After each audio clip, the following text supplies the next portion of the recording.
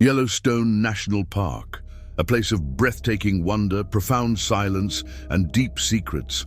Millions journey here every year to witness geysers painting the sky and rivers glowing in the soft orange light of evening.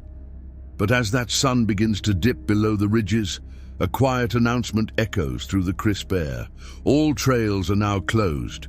Please return to your vehicles. For most visitors, it's just a standard park rule. For the rangers, it's a solemn warning, because deep within the heart of Yellowstone, there's a story that has been whispered for nearly a century. A story that explains why every single ranger knows to be off the trail before the last of the light completely disappears. This past August in 2024, Ranger Daniel Kowalski was finishing his shift. He'd been with the park for 42 years, long enough to know every sound, every scent, every shadow that belonged, and more importantly, everyone that didn't. That evening, as the last of the tourists departed the Upper Geyser Basin, Daniel walked alone, his footsteps the only sound, ensuring the paths were clear. The air was unnervingly still. The steam rose from the thermal springs like silent, pale ghosts. Then he saw something, a small figure standing near the edge of the Black Sands spring, alone, unmoving. A boy, maybe 12 years old. Daniel approached carefully, his voice calm. "Hey there, you lost?" he called out. The boy turned and smiled. "Been waiting for you," he said. The tone of his voice, it was identical to Daniel's own.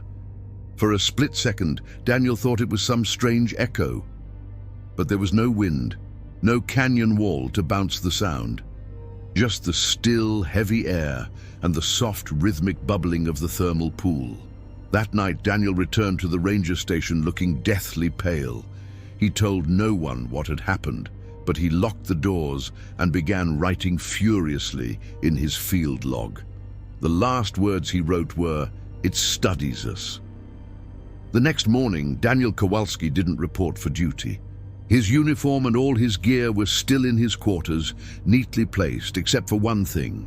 His ranger hat was gone. The park launched an immediate investigation, but what they uncovered in his confidential records raised far more questions than answers. Hidden inside a restricted digital folder was a document marked the Sunset List. It contained 87 names, with the earliest entry dating all the way back to 1932. Every single person on that list had vanished while working alone after sunset.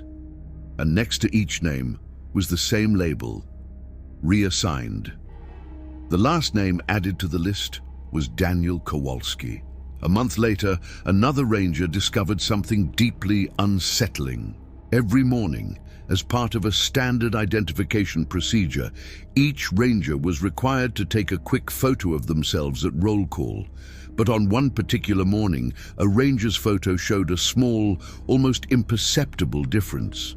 The person in the picture looked almost the same, but not entirely. The smile was just slightly off. The shadow behind them pointed in the wrong direction. Within minutes of noticing this discrepancy, that ranger resigned and left the park for good, without a word to anyone. That rule still exists today. Every morning, one photo. Every night, one comparison. If the photo looks wrong, you have exactly 11 minutes to leave. No one argues about the reason anymore. The locals have quiet stories about this phenomenon. They call it the mimic hour. They say the park listens. That when the wind dies down and the hot springs stop their bubbling, something ancient beneath the surface starts paying close attention. It doesn't follow you home. It doesn't chase you. It just watches, and it learns. Until it learns how to perfectly take your place. For decades, hikers have reported strange, fleeting moments around sunset, their own reflection in a pool of water moving a split second too late. A familiar voice, maybe their friends or spouses, calling their name from just behind them when they know for a fact they are alone on the trail. Footprints appearing beside theirs in the mud, only to stop abruptly where the trail ends.